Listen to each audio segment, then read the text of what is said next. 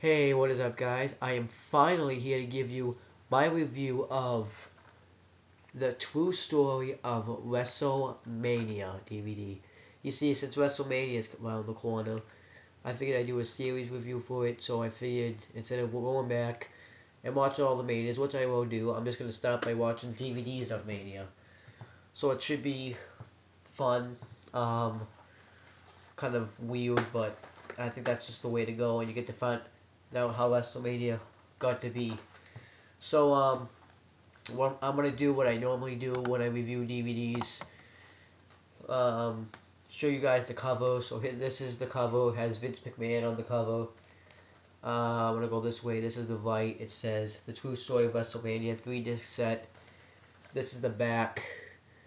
As you can see, it has Hogan and Mr. T on the left, Stone Cold Steve Austin in the middle.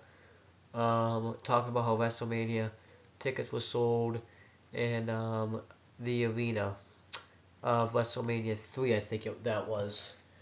And then it tells you about the stuff, and we'll read that later. Then we get to the left, and it says the same thing as it does on the right. So then I will show you the inside.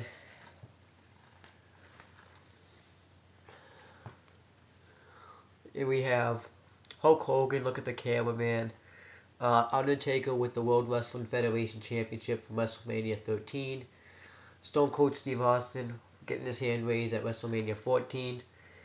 The WrestleMania, I think that's 7 arena. Then we have Randy Orton, RKO, and CM Punk off a ladder. Shawn Michaels doing something backstage, and you can't see because my hand's in the way. The WrestleMania 24 arena, I think. No, either 24 or 20. I think that's 27. Now I'm going to show you the insides. It shows the matches right here. Disc 1 shows just fans. Disc 2 shows the, it's upside down, but it shows WrestleMania 23 win. And Disc 3 just shows fans as well. And when you take the discs off, it shows the same thing. So now I'm going to read what's on the back. It is the most anticipated event in entertainment. An annual global pop culture touchpoint for more than 25 years. WrestleMania has hosted the biggest stars, the biggest celebrities, and the biggest matches. Now for the first time ever, the true story of WrestleMania's evolution is told from the gamble of the premier event at Madison Square Garden in 1985. Though today's week-long entertainment extravaganza, which attracts fans from all 50 states and around the world, this documentary includes new and revealing interviews from the WWE superstars and creative forces behind the spectacular, and the 3-disc set is packed with more than 5 hours of bonus features highlighting some of the greatest matches and moments from the 26, now 20, so I guess that was WrestleMania 26 that I showed you then. Now 29 coming up, years, real history of WrestleMania, including, and I'll get to that stuff that says on the bottom later. So yeah, now that I've shown you the DVD, I'm going to start reviewing the DVD. Now I have to warn you though that this video actually is going to be very long. So if you don't want to watch it in one sitting, I suggest you don't, because it's probably going to be a long video. So I did take notes. I have them on the computer. I didn't feel like printing them. It's like 20 pages of notes. So it starts out with a video package of WrestleMania, shows everything. John Cena winning his first WWE title, Batista winning his first world title, Undertaker, pretty much everyone that was in Mania, they pretty much show anybody. And Shawn Michaels said that you can feel the energy from the people and mood that comes from them is very enjoyable, and says it's different than any other show we do, which it is because it's like the biggest event and they build it up pretty much all year. And then Rey Mysterio says it's the most exciting event on this universe. A little bit of a stretch, but I think for me it is. And then everyone waits for it all year, and people come from all around the globe to see it. That Triple H said that. And I actually agree with that because I see people buy tickets, and a lot of people are there. And Stone Cold Steve Austin said that it's a pretty special thing to do for the people, and it's action to get the people response. I wrote that one. He pretty much says that it's good to hear the reaction from the crowd. It makes you feel like you've done something important. And Ed said it felt like Christmas. And then Hulk Hogan said that I think Hulk Hogan was in TNA at that time, but I'm not exactly sure. But I'm surprised they actually had him on this DVD since he was in TNA. So yeah, but Hulk Hogan said it's bigger and more exciting than the Super Bowl, and he talks about the Rolling Stones, the Beatles, all that stuff. Biggest moment of the year, and everyone comes to see WrestleMania, and it blows them all away. Um, and Vince McMahon says that you can't describe the feeling when you're out there and you wonder if you can pull off a memorable experience, and you never forget it when you do, because it's the biggest event of the year. So then it starts kind of telling the story. And Mean Gene Okerlund said, and Hulk Hogan also said it's the biggest night and moment of the year. So then Mean Gene Okerlund said that WrestleMania took this sport mainstream, aka high class. I accidentally wrote mainstream. And Vince McMahon said that 80 to 100 territories, big geographical moment, and it is run by its own promoter, and Vince wanted to go national. Then I couldn't really hear what he said though when he started talking, so I didn't write it down, but he did say something after that. It was like a 1964, I think, video. Then Stu Sachs said, I've never heard of that guy, so don't blame me. But he said that it's wrestling started to tear down the barriers starting in 1984, which is pretty impressive. And then Vince McMahon said his dad didn't know any of this was happening, and if his dad did know, he wouldn't have sold him the Northern industry. That's I think what he said. And Stu Sachs said that WrestleMania brought this to be great, to be as good. Well, he pretty much says that he brought WWF to be great as it is. And Vince McMahon in an old video says that he enjoys giving people a good show when they come to watch it, and he wants to give people a better product, and he wants to compete with other companies. And before WrestleMania 1, Hulk Hogan said this, that before WrestleMania 1, he was in developmental companies, and that was all he dreamed of, never expecting to be competing in Madison Square Garden. He just wanted to go to the WWF. And WrestleMania was something that he didn't understand. Yeah, that's what he said. And I can understand, because it's like, wait, what? And he probably didn't even know any of this was going to happen. Then and Vince McMahon started bringing in celebrities like Cyndi Lauper, which Howard Finkel said was the biggest star, and she has like a nasal problem, I think, because because it's just like when she talks, you have to look it up, but when she was talking, she's like, "It's great. I'm glad to be out here." It's like weird. But then Mean Gene Okerlund said that when wrestling went to cable TV, when cable TV arrived, WWF changed wrestling. When it arrived to WWF, it changed it forever. And after Cyndi Lauper got involved, Mr. T got involved. That's what Jerry the King Lawler said.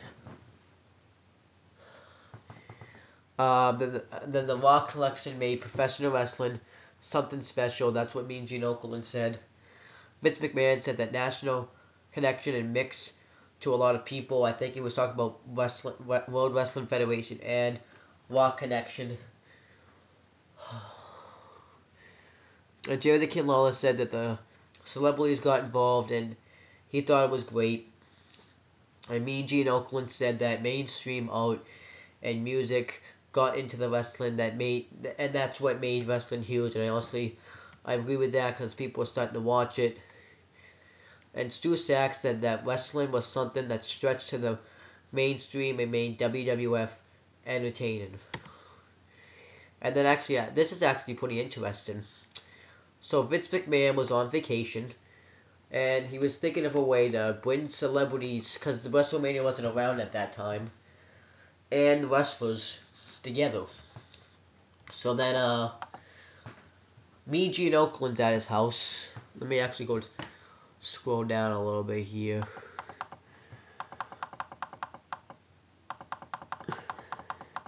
He was working on a project, and he said it was going to be an intense project. He was working on it and planning on it. And then Howard Finkel was talking about how the Beatles came to the United States and they called it Beatlemania. So why not just call the show Wrestlemania? So they went along with it. So Howard Finkel's the reason why Vince McMahon is, but Howard Finkel came up with the name WrestleMania. So Howard Finkel actually, I think, deserves at least some credit for this. You know what I'm saying? But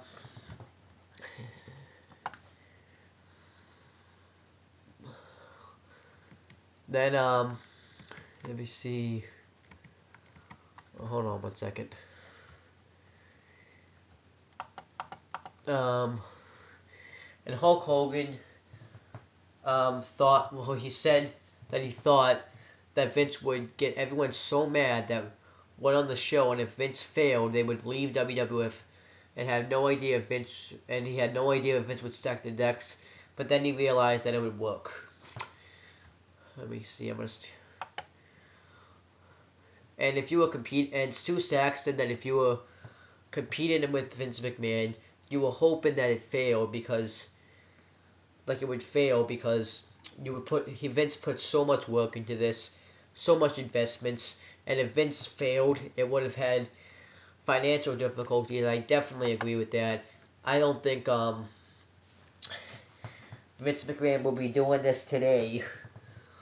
I don't think WWE actually would be where it is today if WrestleMania failed. That just would have sucked. I wouldn't be talking about this right now if it failed. And Jack Tarter said that it was a new experience for everybody. And Vince McMahon said it was the biggest gamble he's ever been a part of. Hold on, wait, I think it just left me.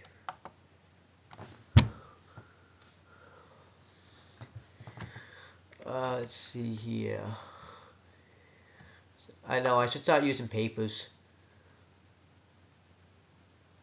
Oh, I actually missed Gerald Briscoe.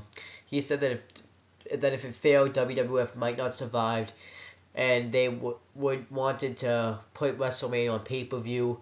Then we had what Jack Tarter said, new experience for everybody. Vince, biggest gamble he's ever been a part of. Then we have, and I'm sorry if I pronounced this name wrong, Basil DeVito, that's how I think you spell his name. He said that people that they had 200 to 300 venues, each had a local mark. I don't know what that means. I think that means where you can buy your tickets. I don't know what a local mark is though. And Jack Tarter remembers people lining up and at the event, and it drove others to come. And Jerry the King Lawler said that he always found a short circuit, and it was nice to share the moment with a bunch of people. Jack Tarter said he thrived on seeing it. I guess he wanted to see it. The Rock said that he was really excited to see the show because there was so much hype going into it, and there really was because it's the first WrestleMania.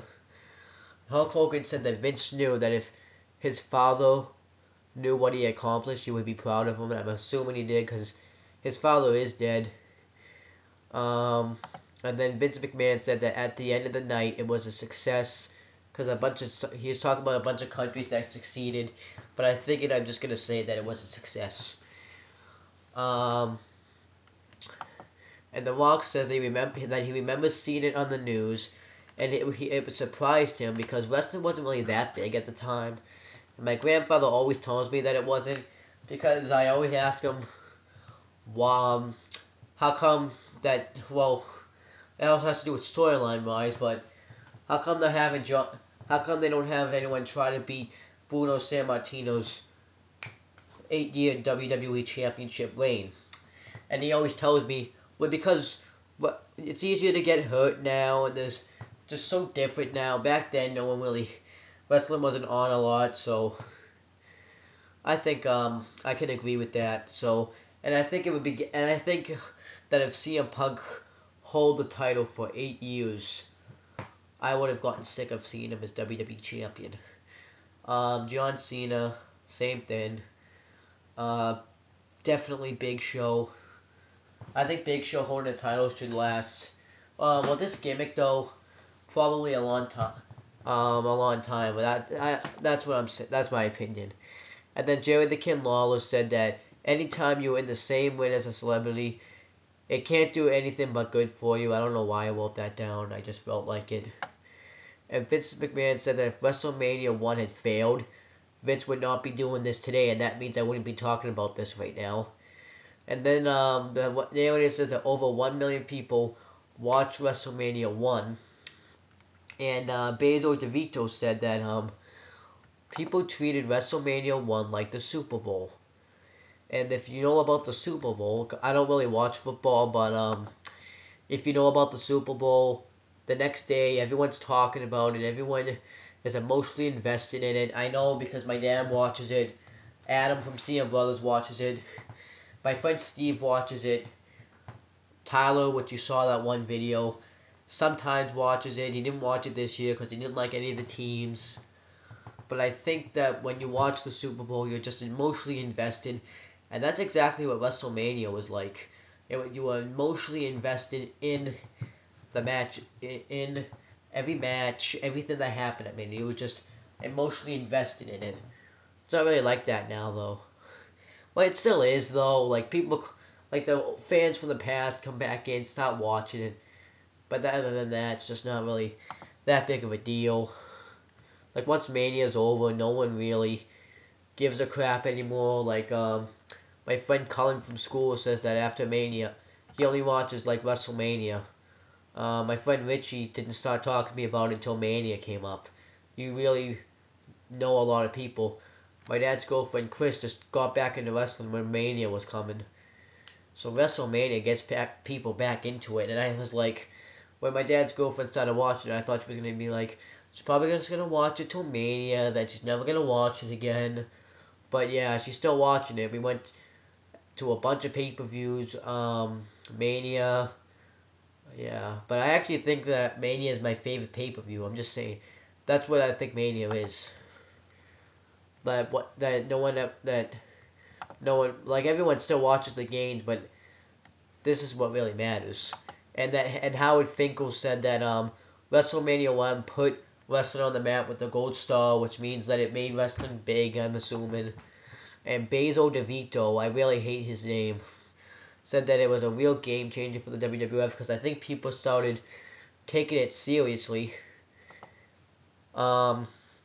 And Howard Finkel said that wasn't going to be a one-time thing, and we all know it wasn't a one-time thing because we're headed into WrestleMania 29 right now. That DVD this says 26 years of Mania, so you're not getting it. So it's obviously wasn't a one-time thing. And Vince McMahon himself said that he wanted to do another one.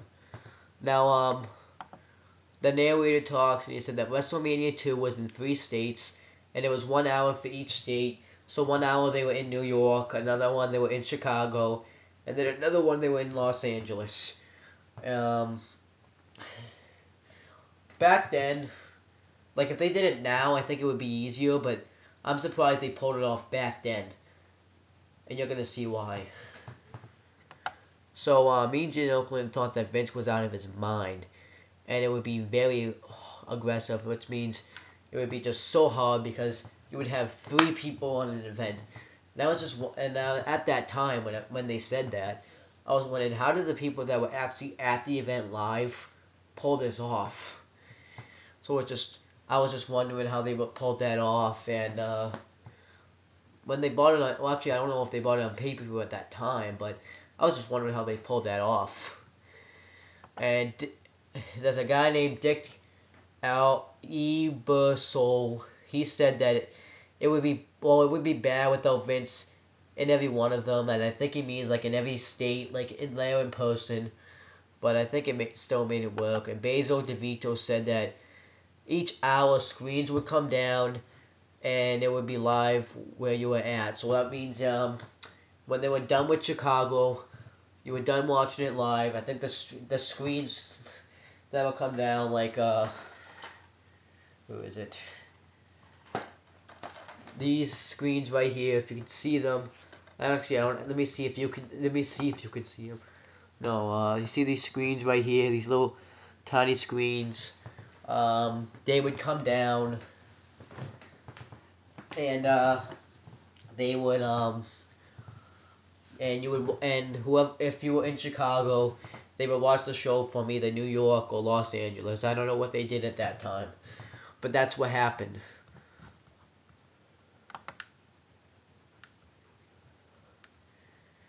Then Vince McMahon said that back then it was easier today. Back then it was easier today to have it in 3 states, which I just pretty much said. And Howard Finkel said that celebrities wanted to see WrestleMania after the success of the first one. And then William Refrigerator Perry, he's an NBA All-Star. I don't really know much about the NBA, but I don't even think my friend Steve knows about this because this was back in 1982, I think. Well, when was this? 1986. So I doubt he even knows who he is, but he said it was an awesome experience because I think he was. I remember they had like a WWF superstars against the NBA superstar. Well, players in the Battle Royal, so he was in the Battle Royal. And Howard Finkel said that I thought it was cool to be in WrestleMania. And William Refrigerator Perry said that he was doing his football moves, and then he got carried away and he was eliminated by Big John Studd. So that was, yeah, I think he just wanted to share his moments. Then Basil DeVito said that advertisements still produce WrestleMania 2 as a closed market event. I have no idea what that means. I don't know what that means. I don't do advertisements. I should have asked what that meant. If I knew what that meant, I would tell you. Then Jack Tarter said that people wanted to come back and see it a 3rd time around, and which they did. And Chris Jericho said that this was his first WrestleMania. He watched that WrestleMania 2 was the first WrestleMania he watched, and he watched it in Winnipeg, Canada, on closed circuit. I don't know what a closed circuit is either. And Jack Tarter said that the only concern that they were having of WrestleMania 2 being via satellite was that they would lose signal. Like he was wondering what would happen if he would lose the signal. And I'm thinking that would have sucked. If you had lost signal, that sucked. If you lost signal at WrestleMania 2, everyone would have been pissed, and I don't think they would go back to another WrestleMania. But you never know. I think it would have sucked though. Vince McMahon would be like, "What the fuck do I do?" And then Basil DeVito said that everyone was refunded, and they showed the entire show on the so everyone got it. So that didn't happen. And then Dick Ebalzo said that he didn't think it was up to the standards to the other ones. Yeah. And then Vince said that he wanted WrestleMania 3 to be somewhere bigger, badder, and better.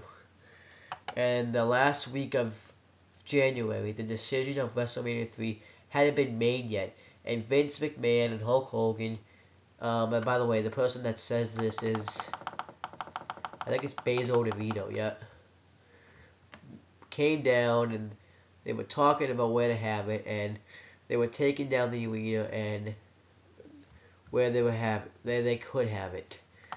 Yeah, that's what I have. I don't really know. Yeah, they were just consistent.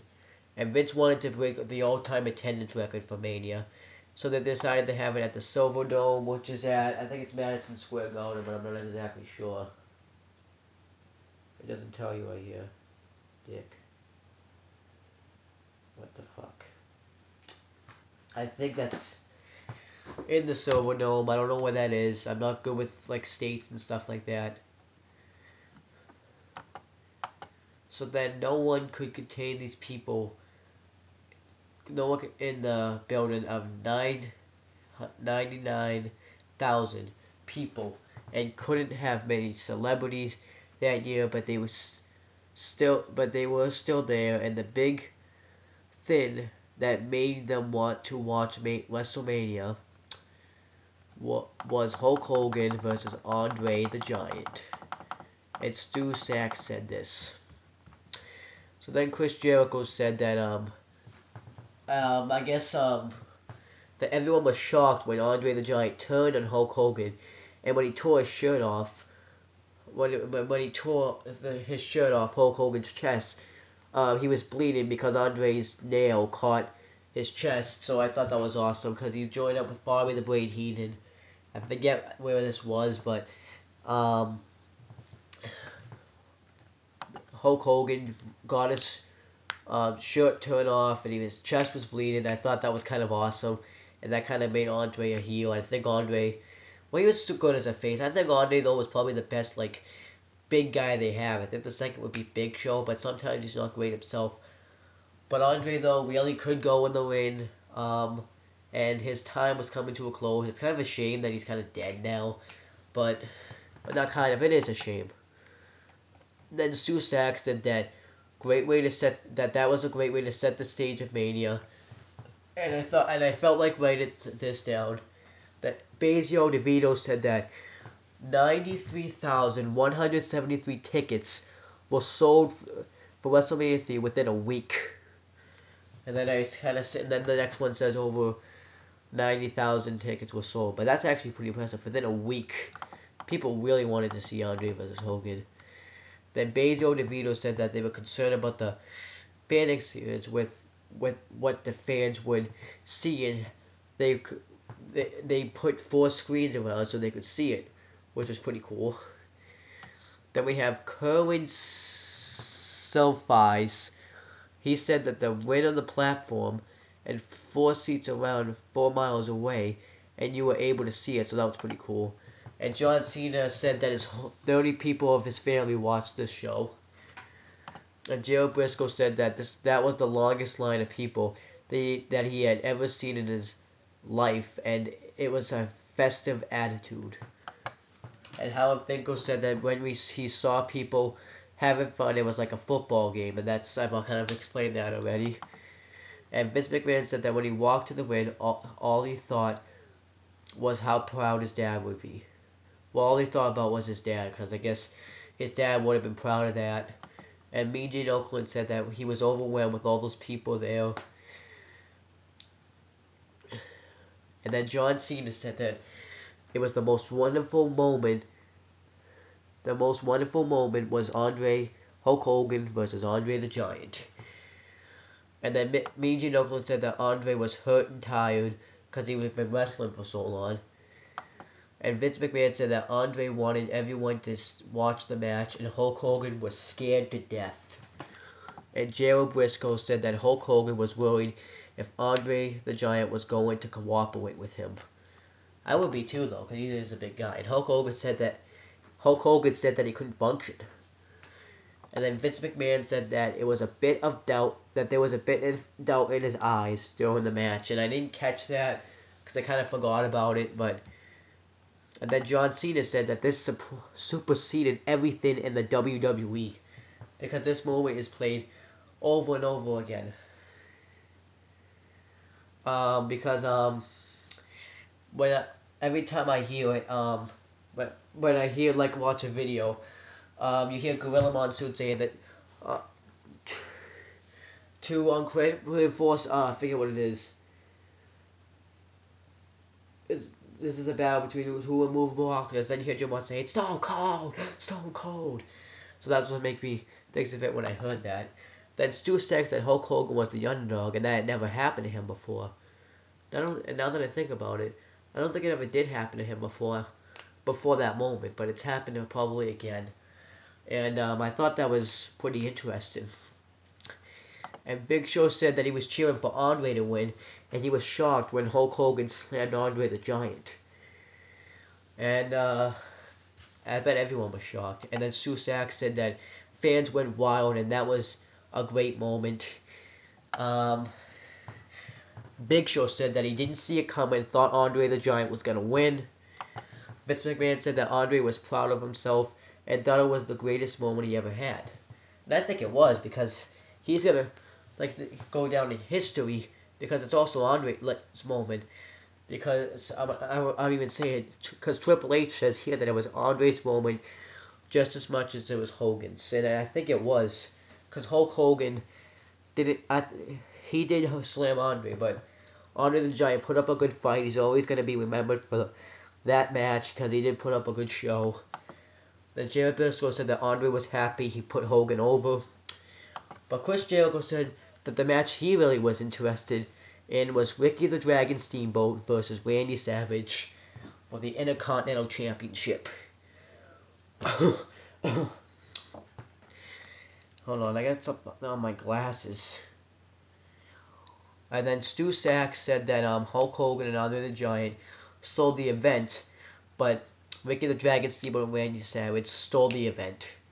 And I think they did steal the show, because I actually did like that match better than Hogan and Andre, because that was more like a moment. I think this match was more like a match.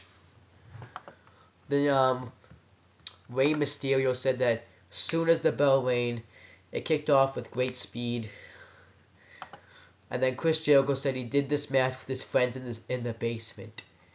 He said that he would do, like, he would watch the match in his basement, and he would be Chris, he would be one of the two and have the match with them. So I thought that was cool. And Rey Mysterio said that he remembered Randy Savage dropping the elbow on Ricky the Dragon Steamboat while he was on the ground, which means like outside the ring. And Ricky the Dragon Steamboat said that they go back and forth for a couple times, and they did do that. And then Chris Jericho said that he never knew what the end was going to be, and I actually didn't know what the end was going to be either.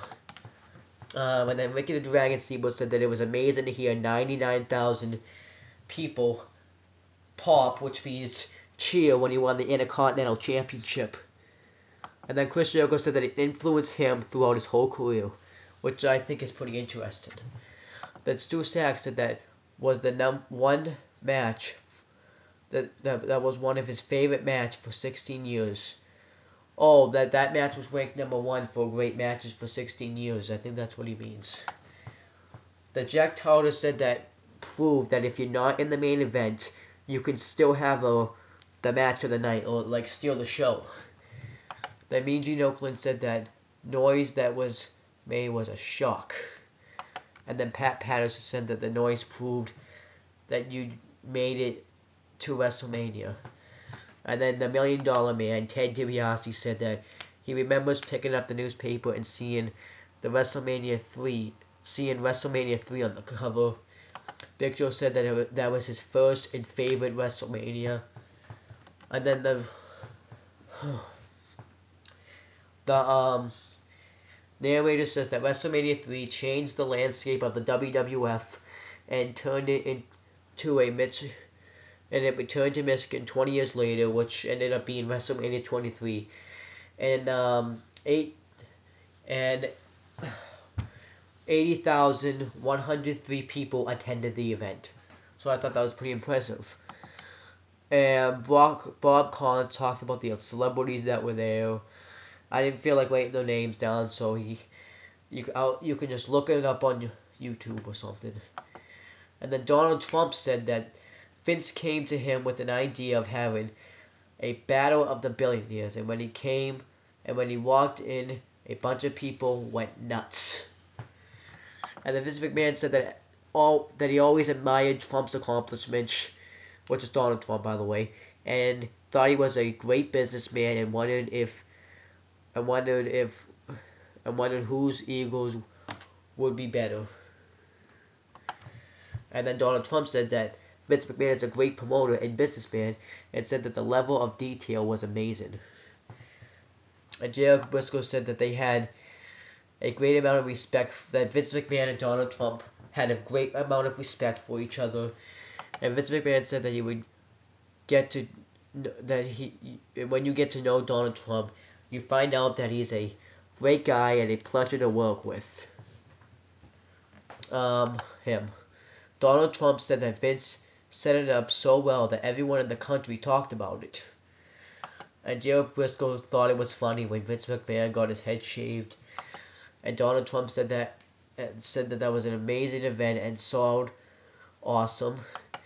And Vince McMahon thought the one person got his hair cut. Yeah, some of the stuff that I'm saying now is in Donald Trump's Hall of Fame induction video package, so I'm pretty much just saying that. And Vince McMahon and Donald Trump's Battle of the Billionaires was the most viewed out of wrestling. I don't know about that. I think they're kind of over-exaggerated it a little bit. Then, Trump had the idea to bring WrestleMania to Atlantic City, and that created the fan access. And he was very honored to be a part of it. And people were really interested in the WWF Championship Tournament. And Ted DiBiase said a tournament never happened on a whole show. But it actually wait, I don't know if it, but that was the first time it happened, but they did do it again at the Deadly Games Tournament. I mean, at Survivor Series, they had the Deadly Games Tournament. But I don't know if that happened on the whole show. I think maybe there were other matches after that, but I'm not exactly sure. Then WrestleMania 4 was the first one to be on pay-per-view, and WrestleMania 5 was also in Atlantic City. Alright, get ready for this, because this is going to be a long one. Oh, and and Basil DeVito said that when WrestleMania 4 and 5 were the only ones to be in the same city back to back.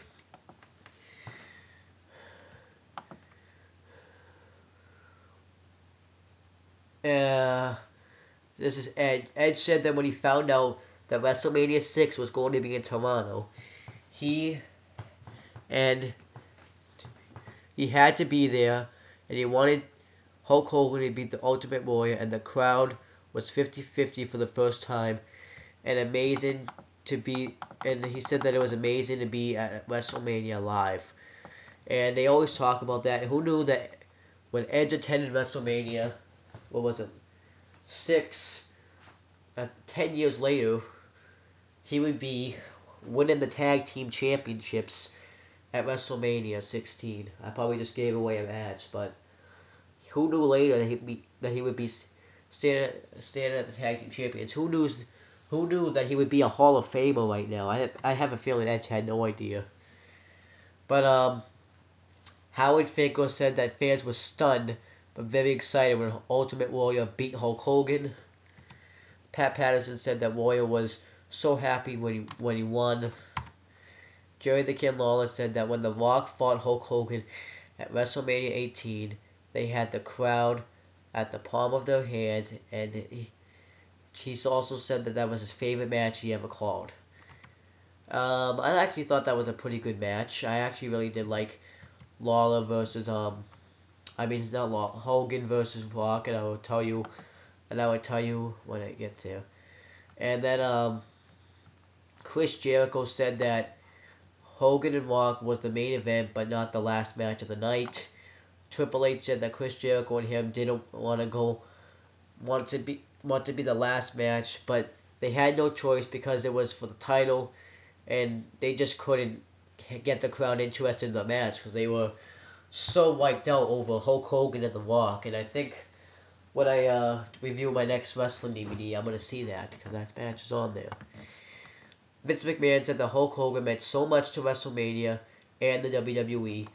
Rey Mysterio said that the first name that comes to mind in wrestling history is Hulk Hogan. And I completely agree with that. My resource teacher, Mr. LeDuc, said something about Hulk Hogan. I don't know exactly what he said, but I think if I went and asked everybody in the world, what wrestler can you name off the top of your head that never watched it, they would say Hulk Hogan. Because if you don't know who Hulk Hogan is, get out of the fucking planet. Get off the fucking planet. Because Hulk Hogan is definitely the guy that they mention over and over again.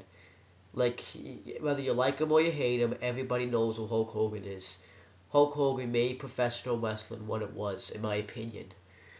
Wrestling for going to continue no matter what, but I think Hulk Hogan was professional wrestling. Well, he wasn't professional wrestling. Like, he made it what it is. He made it as big as it was. So that's my opinion right there. I want to start doing that, though. Triple H said that Vince was the mastermind of WrestleMania, but Hulk Hogan was the face of WrestleMania.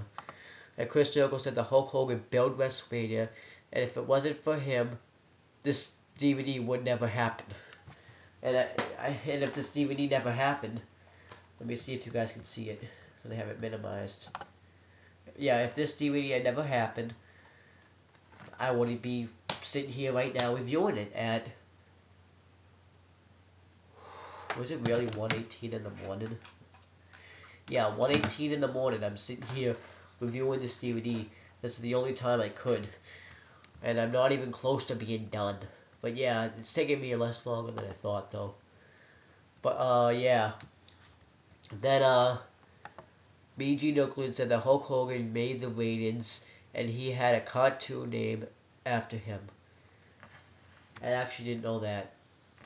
And I don't think I'm ever going to find it, because maybe it wasn't too popular. Okay, then Hulk Hogan said that he had the respect and kindness, and if he rode out on a wheelchair, he would still be cheered. He would still be cheered, and wrestling helped him in life. Like, help him make a living and stuff. That's 2 sacks. Uh-oh, I'm scared now. Can you excuse me for 1 second?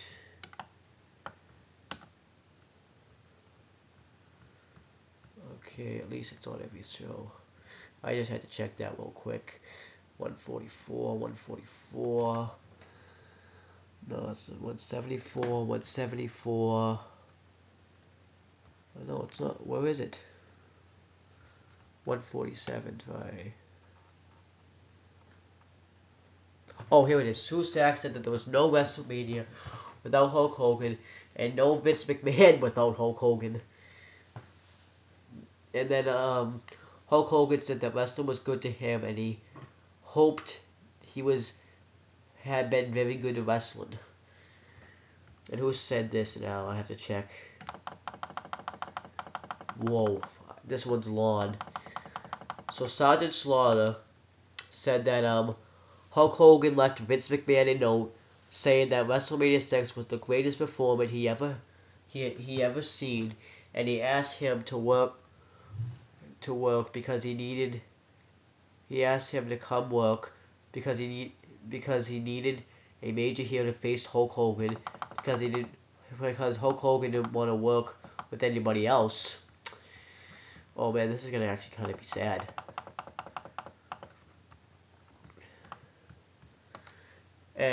Mean Gene Oakland said that people were offended by the storyline. This is the storyline when Sergeant Slaughter was burning up the American flag. He was pro-Iraq. It's kind of like the Jack Swagger storyline today. And maybe a little bit of the Antonio Cesaro stuff that he's been doing. That he hates Americans and he's just awful. And Sergeant Slaughter, I'll even prove it, because Sergeant Slaughter said that someone called his house and threatened to kill him and his family. That's a scary situation. I would be probably shit my pants if that happened. And Howard Finkel said that he was supposed to do WrestleMania 6 at that they were supposed to do WrestleMania 6 at Los Angeles. Bob Collins said that sided with Iraq when we were at war with them. I don't even know what that meant. I think that was a bad situation. Vince McMahon said that the U.S. soldiers were coming home and told Slaughter to tone it down a little with the Iraq stuff. Then Bob Collins said that he knew it was the right decision to put Hogan over at WrestleMania 6 because I think everyone probably would have like grabbed their guns and be like, psh, and Sergeant Slaughter probably would have been dead. And then I think this was the narrator that said this, but I'm not exactly sure. Ric Flair came into the WWF claiming he was the real world champion, because I think he was either in NWA or WCW. I think it was NWA, and he was like the world champion, not 16 times yet, but he was the world champion. And Hulk Hogan and Howard Finkel said that when Ric Flair came to the WWF, everyone wanted to see him face Hulk Hogan. And throughout the match, but it didn't happen because though the match and thought the match would happen, like the match was supposed to happen, but Jack Chunny changed the matches. And Stu Sachs said that in the 80s, all you heard was Hulk Hogan was #1 in the WWF, and Ric Flair was #1 in the AWA, and it was a dream match. And if there was questioning why wasn't it the main event at WrestleMania, I actually kind of questioned that myself if everyone wanted to see it. And then Jared Briscoe said that Ric Flair was not accepted into the WWE, wasn't a natural flow. That's what he said. And Mean Gene Okerlund said that would have loved to see it components where they were there, but as a result, you had a so-so WrestleMania. That says, I think if you had saw Flair and Hogan, you probably would have had a better Mania. I think that's what he's trying to say. And WrestleMania 9 was built as the world's largest toga party, because Roman decorations, and there were Roman decorations everywhere. Man. Probably gonna lose my voice after this video.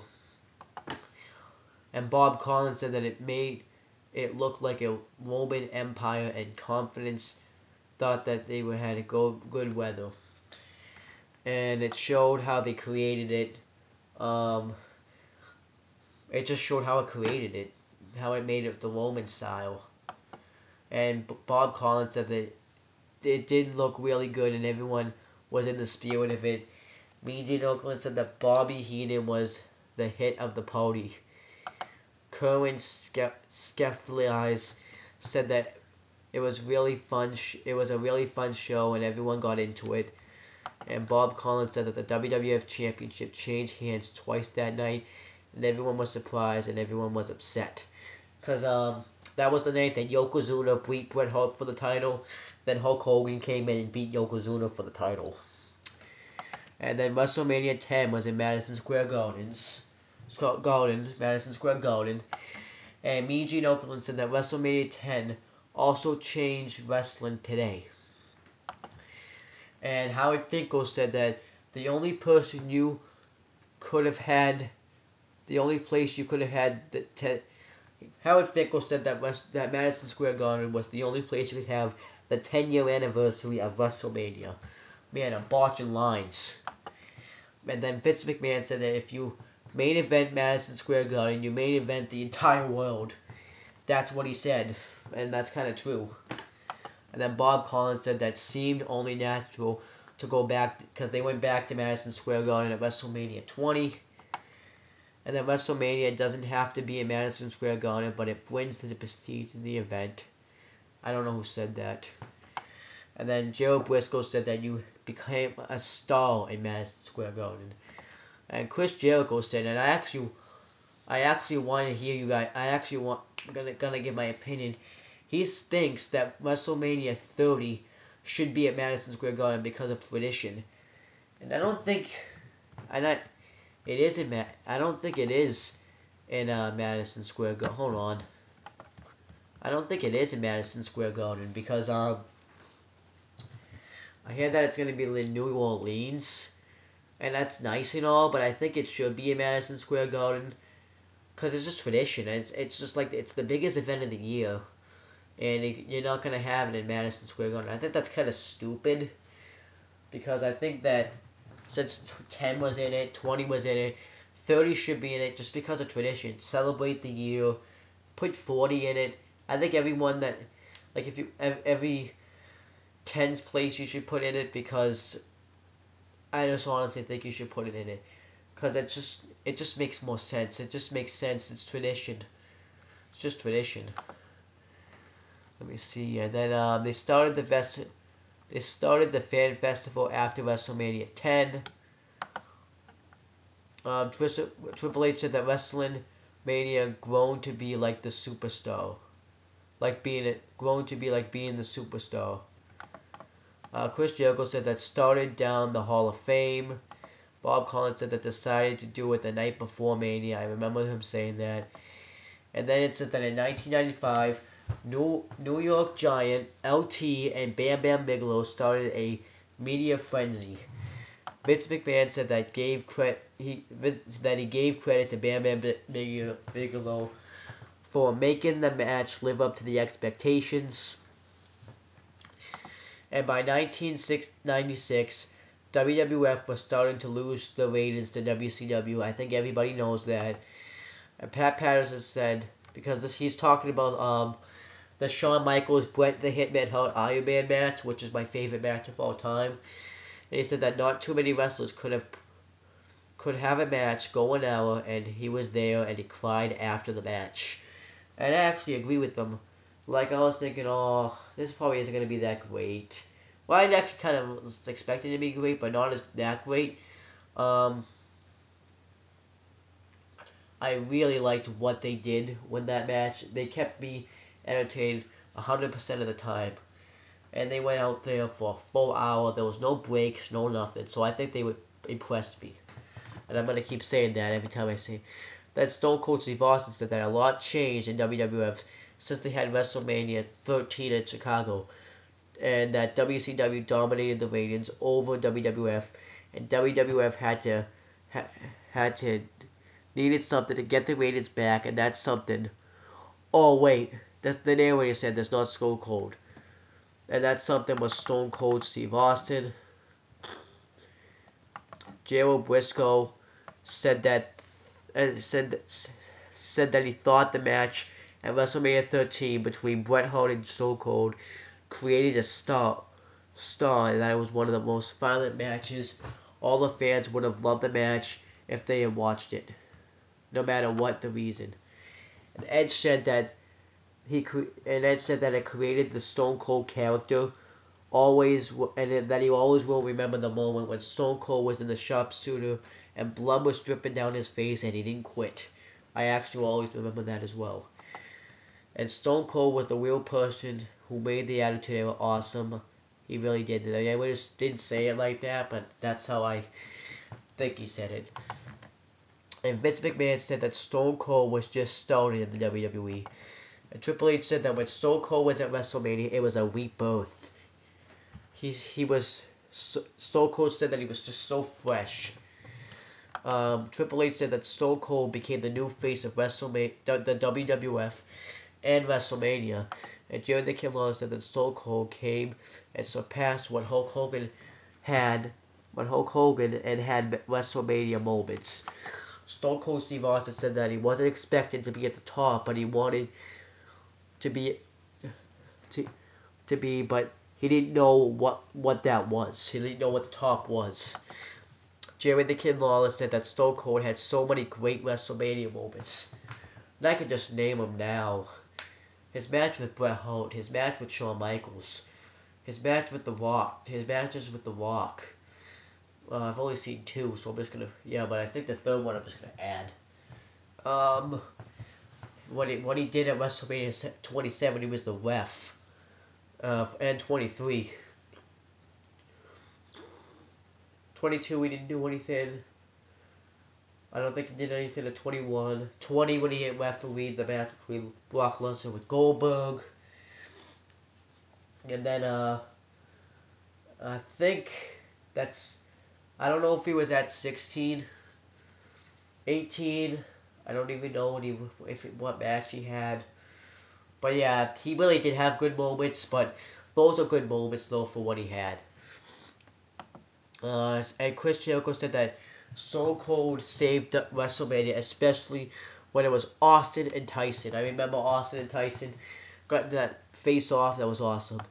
And then Stu Sachs said that WWF was struggling and needed something big, so they got Mike Tyson into the WrestleMania.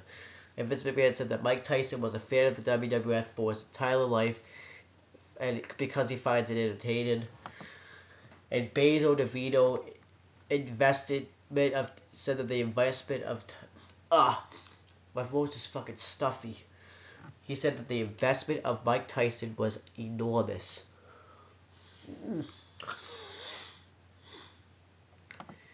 And Vince McMahon said that Mike Tyson was willing to do anything they asked him to. I thought that was I think that's a good line now that I'm reading it out loud. And Basil DeVito said that Vince thought that he wasn't going to get the money back from when Mike Tyson came to the WWF. And then he said that he also said that Vince wondered how the business would grow if people don't watch, and people will see it if they have Mike Tyson. And Vince McMahon said that when Mike Tyson was there, he got a ton of views. Chris Jericho said that when Mike Tyson was at WrestleMania 13, people really wanted to watch. Vince McMahon said that Mike Tyson was the king of pay-per-views. And Stu Sachs said that Mike Tyson got a ton of attention. Triple H, I forgot the H, said that Mike Tyson brought people that weren't fans of the WWF, and that the WWF became a big attraction because he had the most recognizable guy on the planet. And Chris Jericho said that he thinks that match between Shawn Michaels and Stone Cold Steve Austin at WrestleMania 14 started the Attitude Era and to the WWF back on and started to put the WWF back on top. Stu Sachs said that match completely changed the landscape of the WWF, and Mike Tyson brought the WWF back on top. Jesse Ventura said that people like to see celebrities because it gives people a certain sense that they're in the mainstream. Rey Mysterio said that these are the celebrities that have loved the WWF/E for many years. Floyd Mayweather said that he thought it was awesome to be in the WWE. Ted DiBiase said that the celebrities make the WWE credible. Snoop Dogg said that it entertains the kids and brings the families together. Kim Kardashian said that he don't know the energy until you get into the ring, and it feels absolutely amazing. I don't remember who that is because I saw that a long time ago. Bob Uecker said that he thinks WrestleMania is magnificent and a tremendous thing, and you get action. Mike Tyson said that you get action, entertainment, and the thrill of a lifetime. That is what WrestleMania is all about. Jerry the King Lawler said that some of his favorite celebrity appearances was when Pete Rose repeatedly repeated at WrestleMania. Pete Rose said that he wants to do a good job so he would be asked to come back. Carl Edwards said that the whole event is insane, action-packed, and energy. Chris Jericho said that celebrities always will be a part of WrestleMania, and the show wouldn't be as great without them. Without them, the show would never happen. And Pete Rose said that that it's fun to be a part of it and a big deal. And then Stone Cold Steve Austin, The Rock, also make this show great. And since 1985, WrestleMania always did things.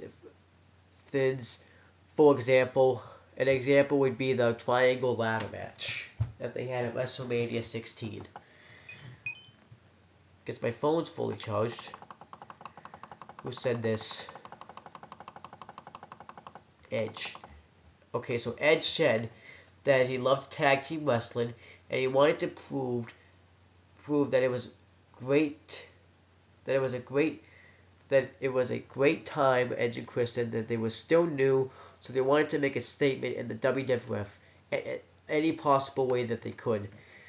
And when they raised the bar too high, if you steal the show at WrestleMania, you never get forgotten.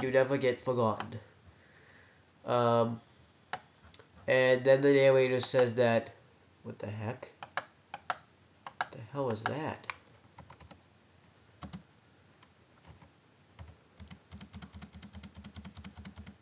Okay, that was weird. But anyways, let me just scroll down to this.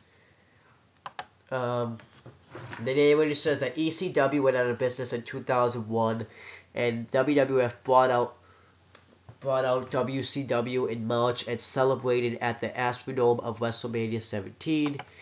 Edge said that when he speared Jeff Hardy in the WWE, it was his favorite abstract move in the WWE, but he ended up DDT'ing himself. What he means by that is when he spears you, you can like see his neck like snap up. And I think that's kind of what ended his career, to be honest with you. And Sheamus said that WrestleMania was built around The Rock versus Stone Cold Steve Austin, too. But to him, the match that stole the show was Undertaker versus Triple H, the first match that they ever had. And the narrator says that was the first time WrestleMania was seen by many people on pay-per-view.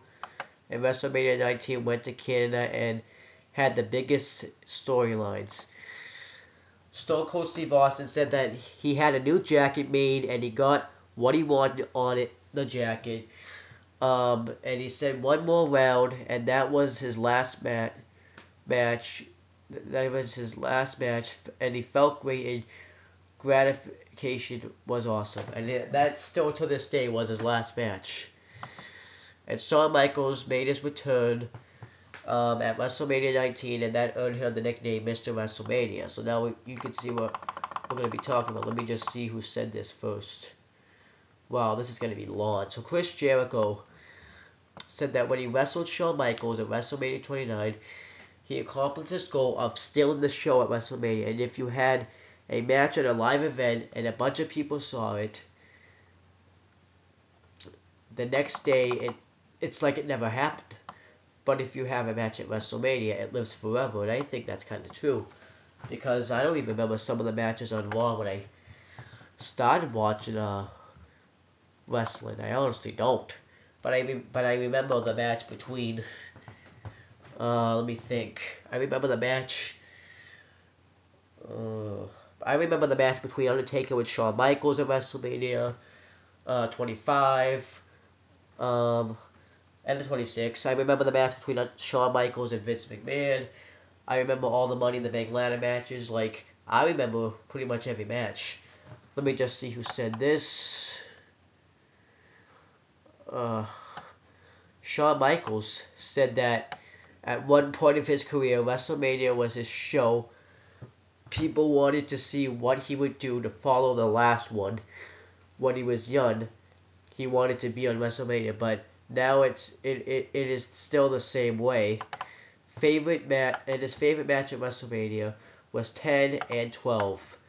10 was Razor Ramon and 12 was Bret Hart. Just to let you know. And Chris Jericho said that Shawn Michaels does everything perfect in WrestleMania, and he's born to be the star of WrestleMania. Triple H said that Shawn Michaels stole the show no matter when his match was. Like if it was the opener, the main event, the middle, stuff like that. John Cena said that Shawn Michaels is counted on as the staple of WrestleMania, as a stone to be knows that Shawn Michaels won't pick his to be the best, but he doesn't matter what he doesn't want Shawn Michaels to forget it.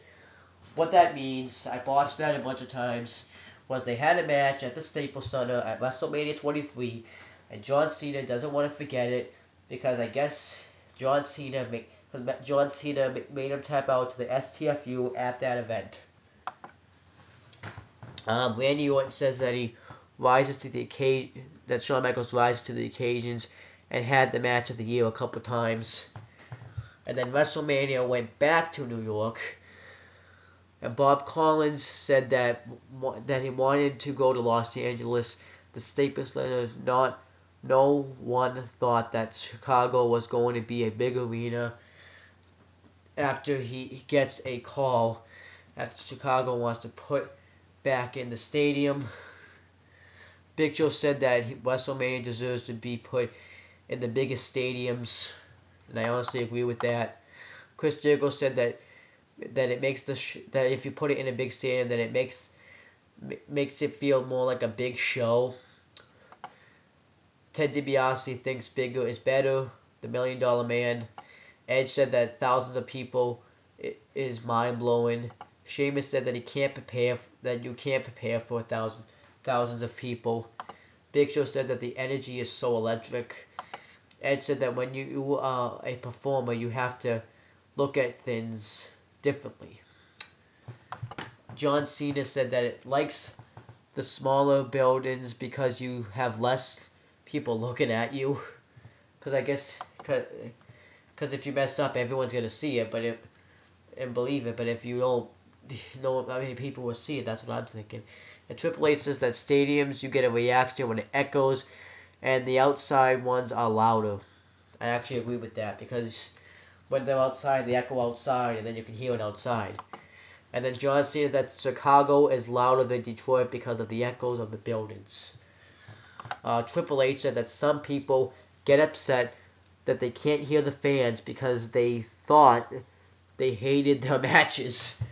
But then Edge said that WrestleMania 2000 fans went nuts for everything you did, but when you came back the next year, you thought the crowd was dead, but they went back into the locker room, and the sound was great. So I guess they went back to the locker room, watched the match, and the sound was just awesome.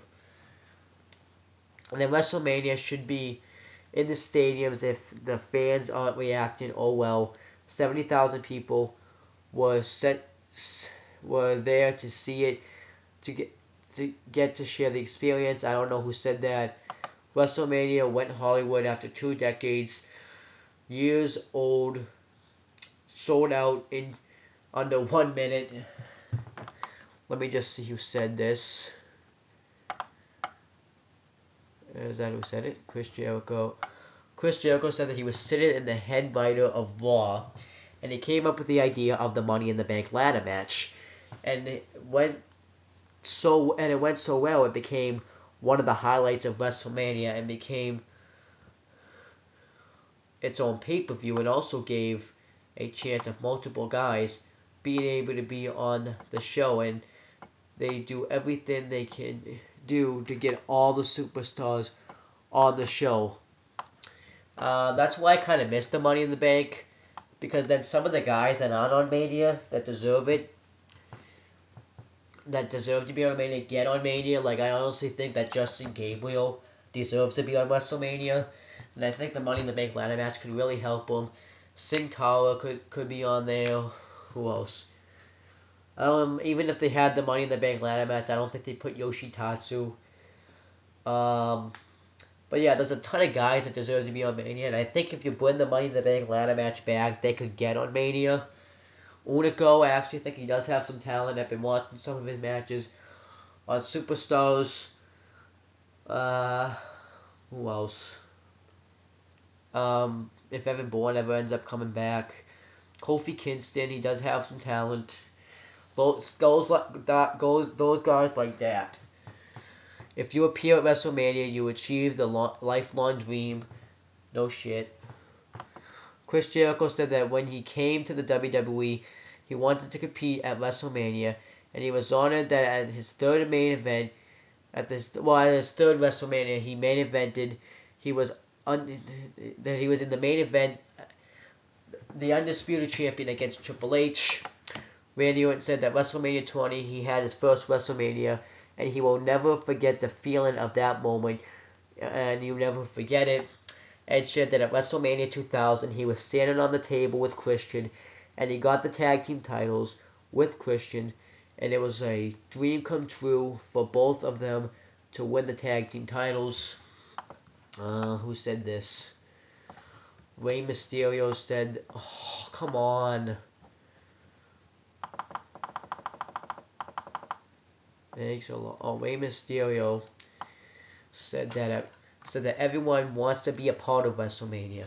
When he main evented WrestleMania 22, it didn't seem real, but it was a dream come true, and he felt like he was on top of the world.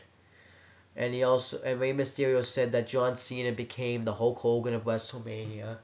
Edge said that that if he was a kid, John Cena would be his favorite wrestler, which I guess is a compliment. Triple H said that John Cena is the next step of his generation. Sheamus says that it's pivotal part of WrestleMania and the WWE. Ed said that John Cena's best performance was the match he had with Shawn Michaels at WrestleMania 23. And now at the beginning of every WrestleMania, they play the American the Beautiful. Vince McMahon said that America the Beautiful sounds beautiful. Kind of cheesy right there. And he wanted to play American the Beautiful, became part of the WrestleMania tradition, and makes everything beautiful. Perfect song, just kind of to kick off WrestleMania.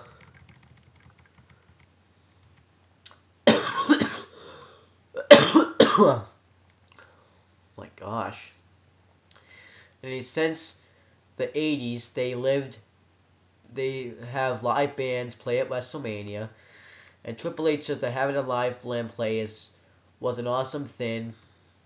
And Lemmy, which is a person who's in Motorhead, and I think they played Triple H's theme song at WrestleMania 21. And they said that there's a lot of people there. And Sony Sanovoli, which is the person that's in the pod, said that it's awesome to be in a big crowd to play. I'm not sure if that's the person who played Taker's theme song or Rey Mysterio's theme song. And Triple H said that live bands make WrestleMania bigger. And Josie Scott, which is the person that's in Saliva, said that when he performed at WrestleMania 18, it was the biggest moment of his career. And it was... Then Drowning Pool said, which is... I have the CD of the WWE... I'll actually go get it for you.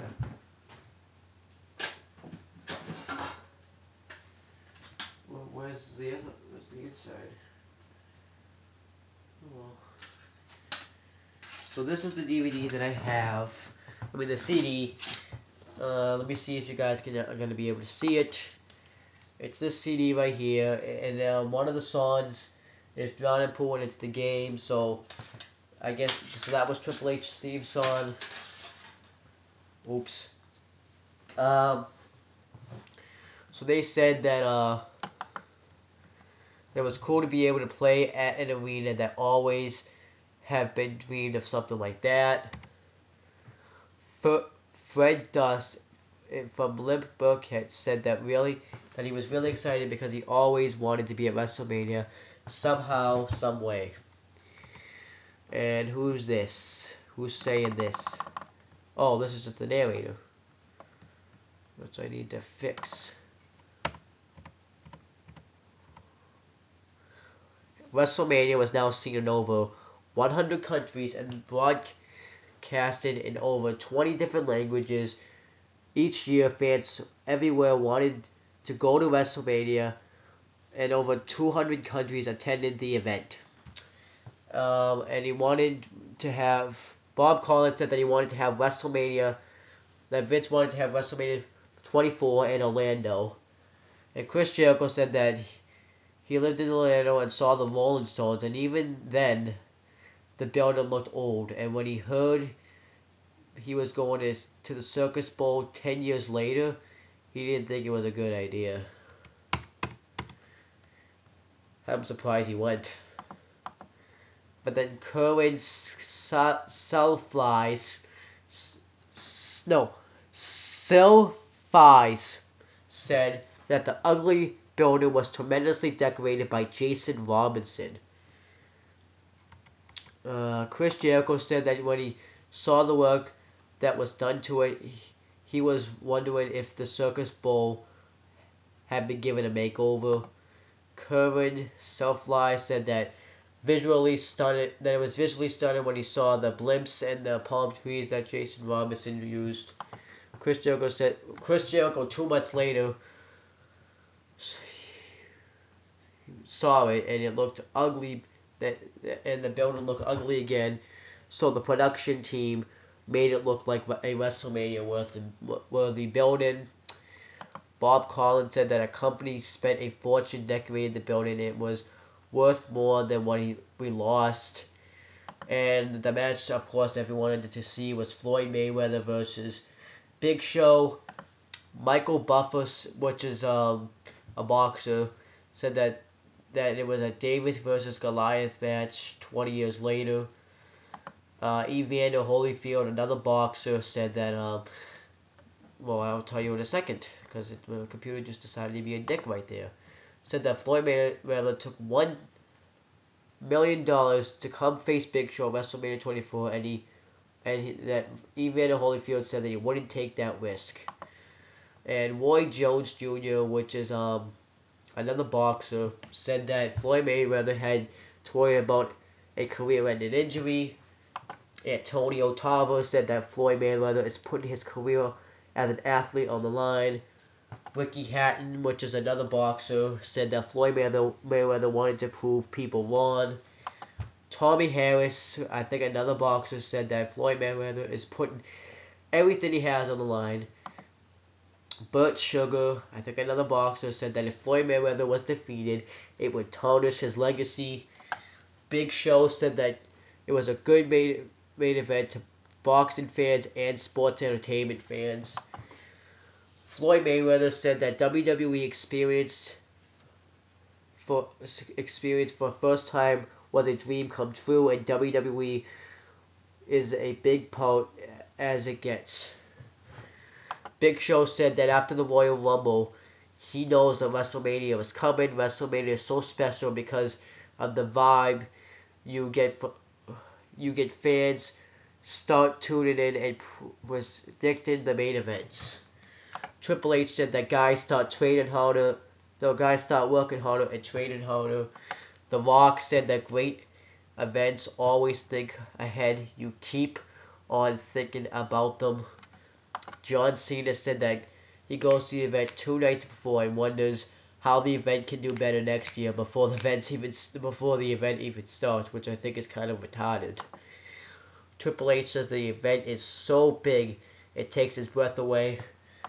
Sheamus said that when the fans get out there, you can't explain the feeling because you have to experience it. John Cena said that you know that the best is going to be brought to the table when you get out there. You're confident in your abilities, and he is never nervous. which all of that I think is true. And Jack Swagger said that it's such a great feeling that your nerves just go away. And then Chris Jericho says that you realize a minute or two before your match, it's not real. That matters is how you perform in the ring. And then the narrator says that at WrestleMania 25, we saw a great match between Shawn Michaels and The Undertaker. Let me see who says this. Edge said that Shawn Michaels had to go on last, but Edge versus John Cena versus Big Show went on after, and they tried to outdo that performance, but everyone was just so blown away after Undertaker versus Shawn Michaels. They couldn't do it. Randy Orton said that he was honored to main event WrestleMania. However, it was hard to outperform. Shawn Michaels and The Undertaker won.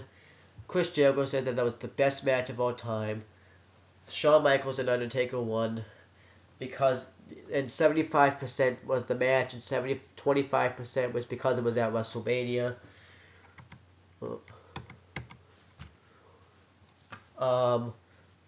Jack Swagger said that there was so much experience that they put so much experience into one match, and I honestly agree with that because they both knew what they were doing, and it was at WrestleMania. You have the streak, you have Mr. WrestleMania. What more can you ask for?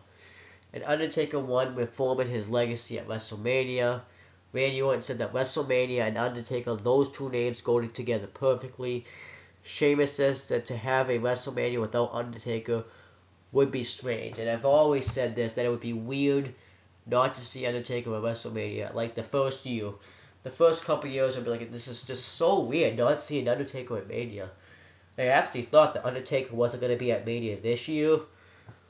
But thank goodness he was. Let's see. Edge said that the audience on Undertaker feels like its own show. Chris Jericho said that one of the main reasons people want to go see WrestleMania is because of the streak. Jerry the King Lawler said the Undertaker's streak is unparalleled, which means it will never be broken. Chris Jericho said that you never see a guy who has a streak like Undertaker's. I honestly think you will never see a streak like that, because Gerald Briscoe says that it will never be duplicated. Jack Swagger said that the streak has become larger than life. I doubt that. Sheamus said that if Undertaker is in a match at WrestleMania, it's almost as big as the world title match. It's almost as big as the world title match. No. Undertaker's... Okay, I actually disagree with Sheamus right there. I honestly think that Undertaker's streak is bigger than a world title match. Because if you beat the streak, that's like winning 10 world championships.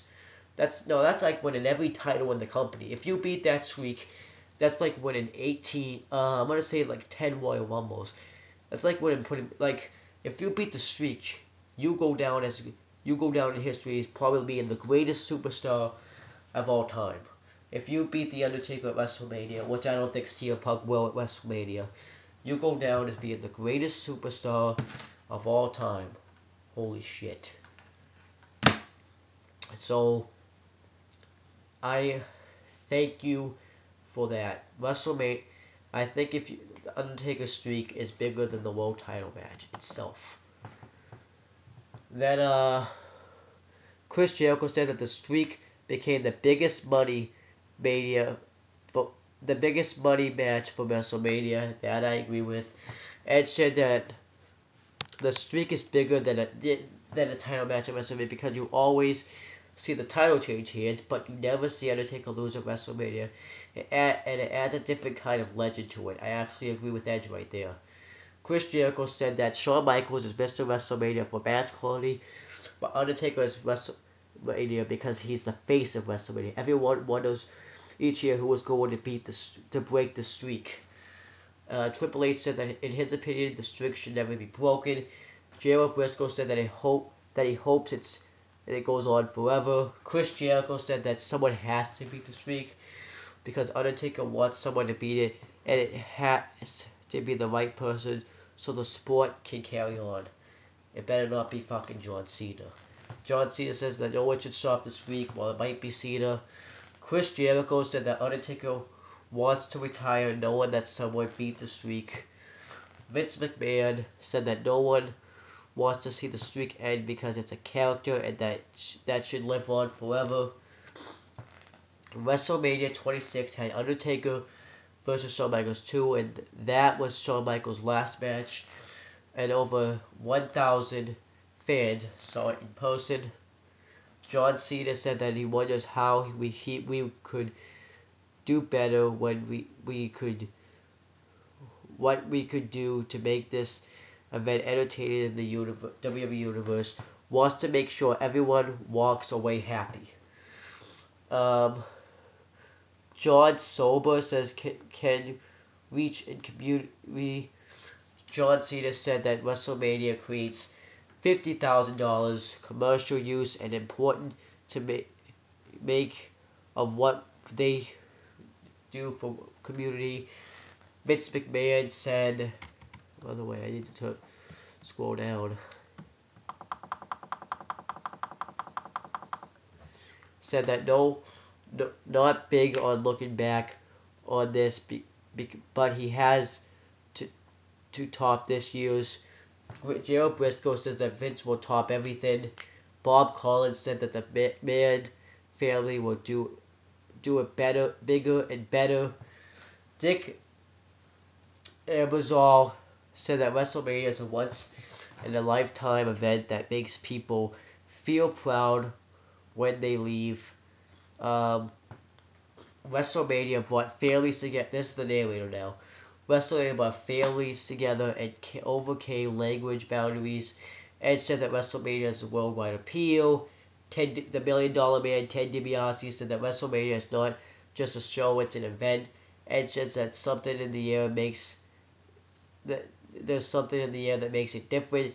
Ted DiBiase said that it brought the industry to a high level. One night's greatest performance I'll see at WrestleMania. Randy Orton said that a 20-minute match at WrestleMania feels like jumping out of an airplane with a parachute. I thought that was a great line right there. And one night fans are emotionally experience something like that can occur once in a lifetime. And The Rock said that there was an unable feeling that he can't explain. Triple H says that it's an amazing story and event and story of how it begun. WrestleMania is the American dream. That's just what the narrator said. And Chris Jericho said that if you have a match or moment, you will be awarded for life because it will be shown over and over again. Then it ends with the narrator saying that WrestleMania is a showcase of the immortals. Whew. Save. Wow, after an hour and 28 minutes, 10 seconds and counted, I just finished the documentary and I still have to do the matches. And it's fucking 3:04 in the morning and I have to get this uploaded. Why? So yeah, let's get to the matches. So, every match in here had potential. So we're gonna start with this is now disc 2.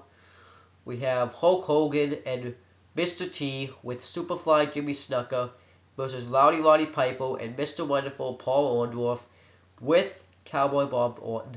And this match happened at WrestleMania 1 on March 31st, 1985. I actually have to put this. For this match, we had Billy Mountain, which is the coach, which is the former coach of the Yankees, was a special guest ring announcer. Laude, I don't know how to say his name, was the special guest timekeeper. Muhammad Ali was the special guest enforcer. This match though, which is kind of I don't really care. Like it wasn't a bad tag match, but it's just kind of like an okay tag match. Piper hit him with the chair, but I did like when Piper came out. You got the old classic bagpipes to play into his entrance music, and that's what you got. But it ends when Cowboy Bob Orton jumps off the ropes and he has his cast and he goes to hit Hogan while Paul Orndorff has him in the phone elser, but he hits Orndorff instead and Hulk Hogan pins him for the win. That's how it ended. Then we have Randy Macho Man Savage defended the Intercontinental Championship against Ricky the Dragon Steamboat at WrestleMania 3 on March 29th, 1987. This was an awesome match right here. But we didn't get interviews. Macho Man Randy Savage said that he was surprised when he came back, and he said that not only is he gonna beat Ricky Steamboat tonight, he's gonna put him out of wrestling for good. Then before Steamboat comes out, he said that this has finally come. I will finally beat you and become the Intercontinental Champion. And Ricky Steamboat's accompanied by George the Animal Steel, because George the Animal Steel, I guess, is in love with Miss Elizabeth. So yeah, this match though was an awesome match. Ricky Steamboat did the high cross body. Ricky Steamboat big back body dropped. No, Savage big back body dropped Steamboat over the ring post. Savage did a high knee that drove Steamboat outside the ring. Then he did it outside the ring. They put him over the crowd, and George the Animal Steel helps Ricky Steamboat get back in the ring. And then Savage starts dominating him. Then he does the elbow outside the ring, like I told you in Rey Mysterio's thing. Then Steamboat starts to come back, but then and he starts doing schoolboy roll-ups, which I thought was cool. But then Savage grabs his tights where his balls are, and he gets thrown into the post, and then Savage hits the elbow on him. Well, actually, Savage accidentally Irish whips Steamboat into the referee. Then Randy Savage hits the elbow on him, but there's no ref, so he revives him. Goes to get the bell, but George the Animal Steel takes it away from him, throws him off the apron. Then he goes to body slam him, but Ricky Steamboat rolls up Randy Savage for the win and becomes the new Intercontinental Champion. Really good match. I really enjoyed that match. That was just an awesome match right there. Then we have Hulk Hogan defending the World Wrestling Federation Championship against Andre the Giant. This match also happened at WrestleMania 3, March 29th, 1989. And for this match, Mr. Baseball Bob Uecker was the special guest ring announcer. This match was a moment, but I really did enjoy this match because of the moment, though. But I really did enjoy it. It wasn't like a typical big man match. It was more like an athletic match. Hulk Hogan tried to body slam him early. He gets hurt. Andre starts working on the back. Then he goes to headbutt Hogan in the corner, but he moves. And then he goes to clothesline him into the corner, but Andre gets the big boot up. He throws on. They fight on the outside. He throws Andre to the post. He goes to give him a power drive or a power bomb on the concrete floor, but Andre counters to a big back body drop. Then Hulk Hogan slams Andre the Giant, gives him the leg drop, retaining the title. I thought that was awesome. Good moment for both those men, and a good match. And I really liked, but it was a good moment too. Mostly a good moment. Hulk Hogan though definitely deserved that way because he was just coming into wrestling at that time. So now we have Ultimate Warrior versus Randy, the Kid Man. I think his name was Macho Kid Savage. This match happened at WrestleMania 7, March 24th, 1991. And this match was a retirement match. And Macho Kid Randy Savage was accompanied by what's her name? Oh, Queen Sensational Sherry, and because I guess I don't know what happened because I wasn't even alive then, but something happened that made Randy Savage not be with Miss Elizabeth anymore, but she was in the crowd watching this match. Um, but this match on paper, like when I saw this match, I'm like, oh, this is gonna be kind of a crappy match. We're gonna see, probably just gonna see Savage just kind of dominate him. Then he's just gonna do what Hulk Hogan does and like get all fired up and then just win the match. But that's not what happened at all. It happened in the beginning, but I really liked when Savage. Well, actually, there was this one funny part when Savage is like lifting him up, and then Sensational Sherry gets in the ring, and she just throws him right into Sensational Sherry. That was really funny. Um, but then Savage goes outside, starts dominating him a bunch of times. Um, and then Sensational Sherry keeps getting involved. Then let me think.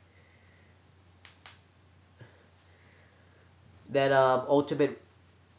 Then Warrior starts to get fired up. Really sorry, I'm just starting to get tired. And Savage starts dominating him. He hits 5 elbows on him. He pins him. He doesn't get him. Then Ultimate Warrior does his comeback. Does the splash. He doesn't get him, which I thought he was going to, but I'm glad he didn't. Then Ultimate Warrior goes to leave because the gods told him to. Then Savage attacks him. He goes to dive off the rope to an elbow, but he catches him into a fist. Warrior does 3 shoulder blocks, but the announcers called him spears, and pins him for the win. So that's probably how Randy Savage ended up going to WCW. Then Sensational Sherry attacks Savage after the match. Miss Elizabeth comes in and makes the save, and they all say goodbye to Randy Savage. Whew. Then we get Razor Ramon versus Shawn Michaels ladder match for the Intercontinental Championship. This happened at WrestleMania 10, March 20th, 1994. Another good match. Another good match. I really loved this match as well. It really had a good storytelling and everything. I don't know what the exact build-up, but I guess Lawler said that Savage made a phone... No, not Savage. Razor Ramon made a phony Intercontinental Championship belt. So I guess that's what happened. But as for this match, amazing. This was just amazing. Shawn Michaels, though, comes out with Diesel, which is known as today as Kevin Nash. Razor Ramon, known as today as Scott Hall. But it doesn't last long. Kevin Nash clotheslines him on the outside and he gets ejected. Then Shawn Michaels and Razor Ramon start to have the match more. And Razor Ramon, though, I gotta say, well, Shawn Michaels goes to put him back in the ring and he just punches him right in the face, which I thought was awesome. But Razor Ramon throws some good punches, though, I will say. He throws amazing punches. I really like that. But Razor Ramon exposes the steel on the outside. Then, but he ends up getting thrown. But when Razor Ramon goes to give Shawn the Razor's Edge, which is known as today as the High Cross by Sheamus, Shawn Michaels counters to a back body drop, but he ends up falling on it. Then he goes to get the ladder, but Razor Ramon stops him.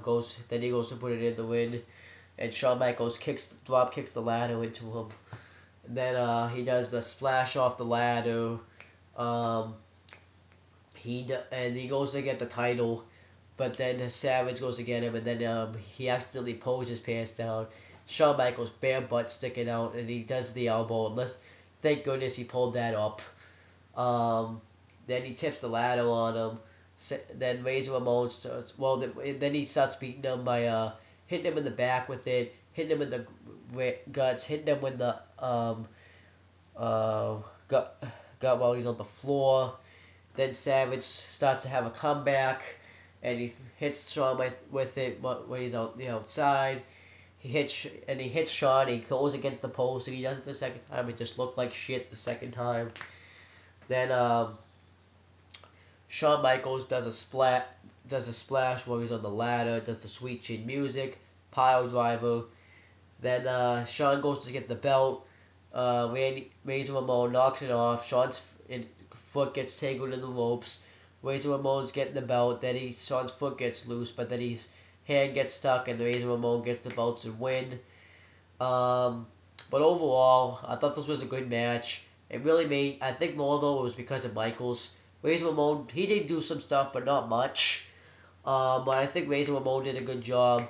I think more of the match, though, I gotta give credit to Shawn Michaels. He really showed that he really belonged in the main event scene. I think he could have been in the main event scene at that time, but I'm glad they didn't do it too quick. So now this is on disc 3. I already reviewed this match, but I'll introduce it. We have Shawn Michaels defending the World Wrestling Federation Championship against Stone Cold Steve Austin with Mike Tyson as a special guest enforcer. And this match happened at WrestleMania 14, March 29th, 1998. I've already reviewed it, and that's all I'm going to say. Then we have the Dudley Boyz, which is Bubba Ray Dudley and Devon Dudley, versus defending the World Wrestling Federation Tag Team Championships and against the Hardy Boys, which is Jeff Hardy, Matt Hardy, and Edge and Christian in a triangle ladder match. I mean, this match was also amazing. I really, really, really enjoyed this match. They had good spots in this match. I just gotta think of them because I'm just kind of getting my tired mood. This might not be in order. Let me think. The Hardys actually did pretty good when they did the poetry emotion while I think it was Bubba Ray Dudley that was against the ladder. So we got a little bit of a preview between Bully Ray and Jeff Hardy for the Roll Out Tonight. Then we think Devon Dudley threw the ladder at Christian. Hardy went for the 450 splash, but he missed on Bully Ray, but he missed and it hit the ladder. Bubba Ray Dudley did the diamond senton off the second rope. Then Devon hit the, I think it was Devon or Edge, hit the splash of Matt Hardy while he was in the ladder. Bubba Ray Dudley put the ladder on his head and used it and started twirling around, taking out everybody. Then he grabbed the ladder. Edge and Christian do a double drop kick while he's on the ladder. Devon Dudley gets double superplexed by Edge and Christian off the ladder. Edge and Christian Christian does a suicide dive off the ladder to Bubba Ray Dudley and I think it was Matt Hardy. Bubba Ray Dudley gets thrown to the steps by Matt Hardy. The Hardys do a splash to the leg drop to Bubba Ray Dudley. Then Bubba Ray Dudley does the Bubba Cutter off the ladder.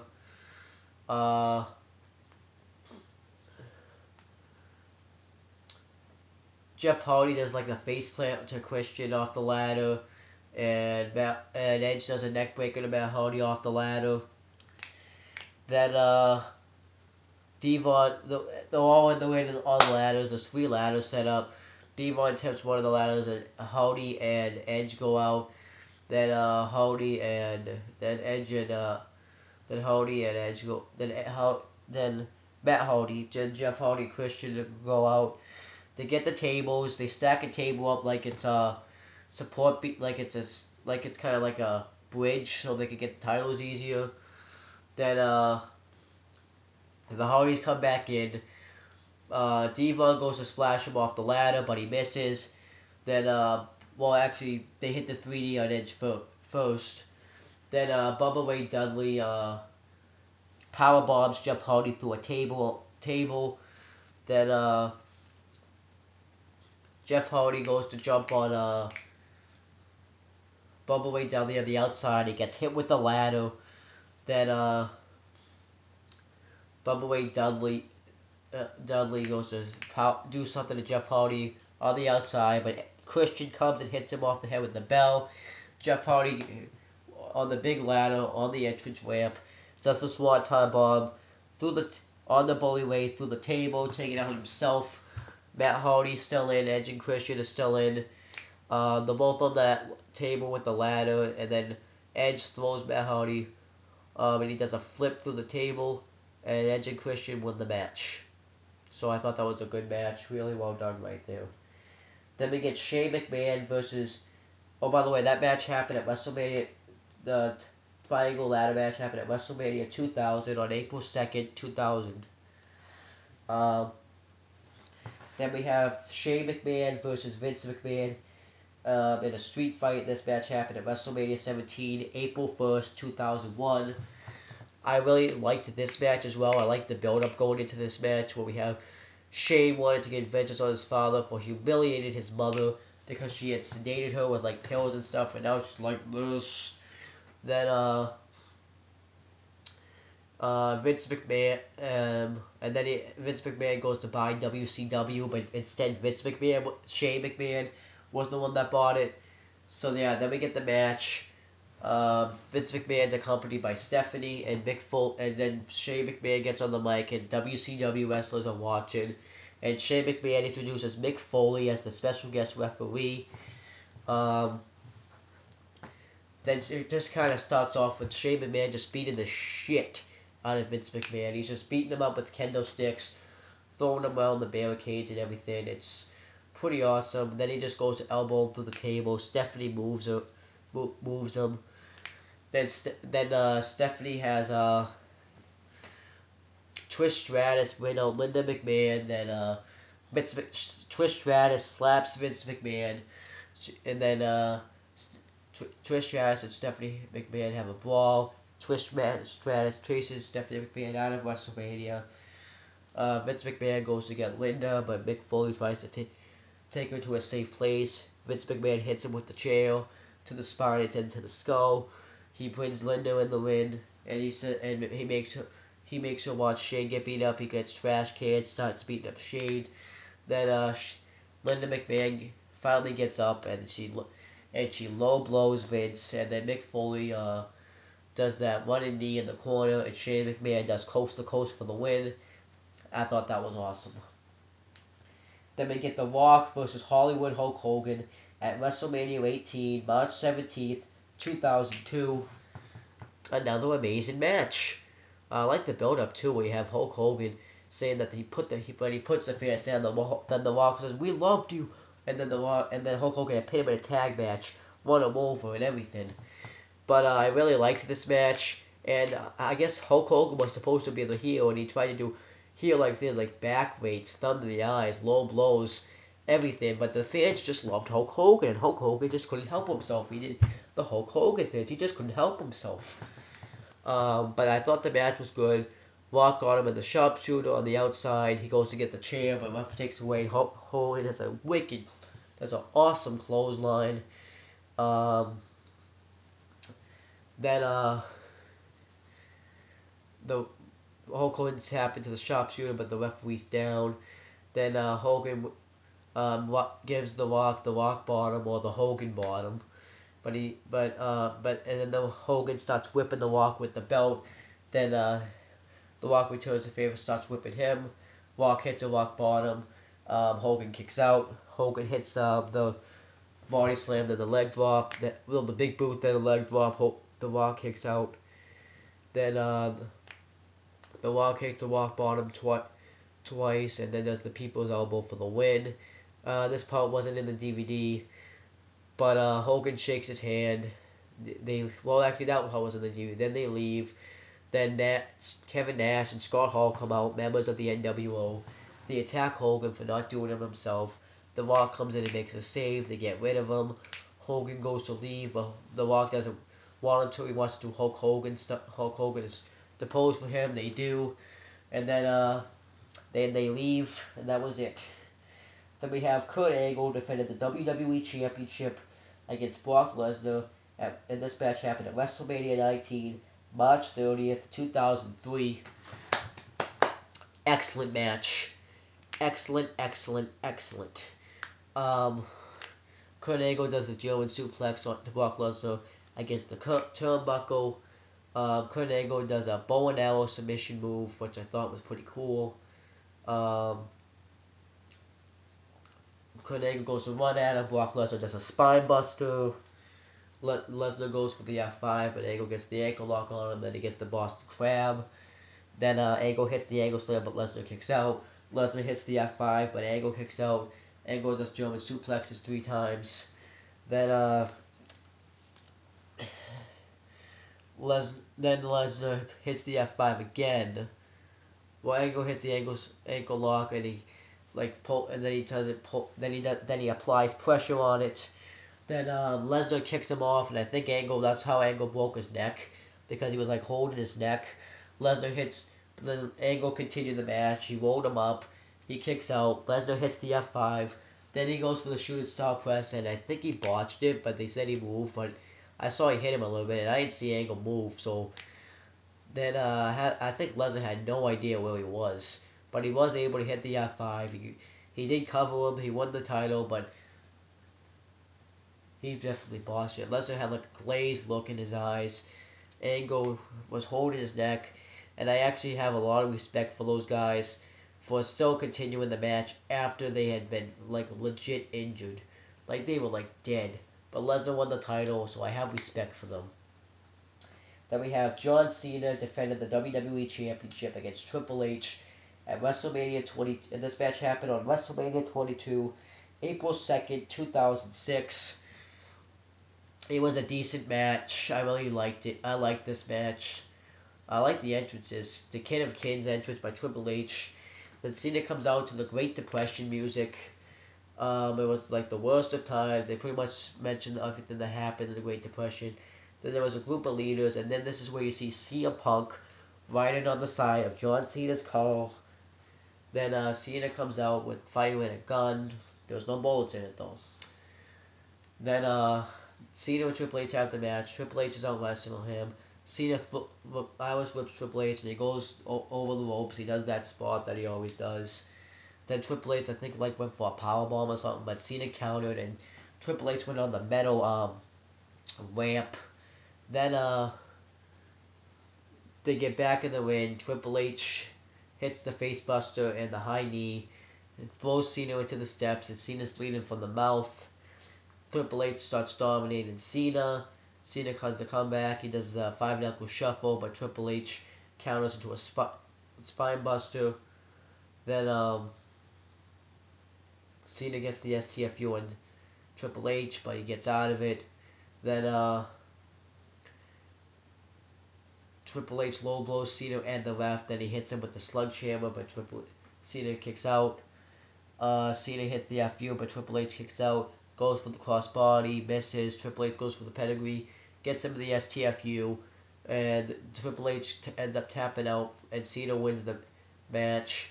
I thought that was fine because Cena was getting big then, so they wanted to have him get some big wins. But now it's just like getting ridiculous. So that's my review of WrestleMania, of the true story of WrestleMania. And it took me an hour and 53 minutes and 30 seconds to do it. Now it's still counted. But yeah. Definitely a great DVD to watch. Documentary's great if you don't have to take notes on it. Everything's great about it. It's just when you have to sit here and review it, it just took forever. But yeah, I definitely learned something about this event. I thought they did a good job with this. And I thought it was a great way to put me in the Mania mood. So, my only flaw with this DVD was there's no Undertaker match on here. I don't know why they didn't, since in the DVD they say he's the face of WrestleMania. He's actually not. He doesn't even have a match. Like I would have preferred. Like I did like the Triple H and Cena match, but I would have preferred to have Undertaker with Shawn from WrestleMania 25, and just put it on after. And put it on over Cena with Triple H. That's my only flaw, though. Everything else was great. So now this DVD is done. I will be reviewing this DVD next. I'm going to open it up and review it I've watched it before, but I gotta watch it again for Mania. And I think some of the matches look pretty good. Some of the matches I've already seen, so I don't have to review them. Actually, I think there's one. But yeah, but that's pretty much it, guys. Actually, I think there's two, actually. But anyways, that's pretty much it, guys. Subscribe to this channel if you haven't. Do all that stuff. Do all that stuff in the description box. That's pretty much it, guys. Peace out.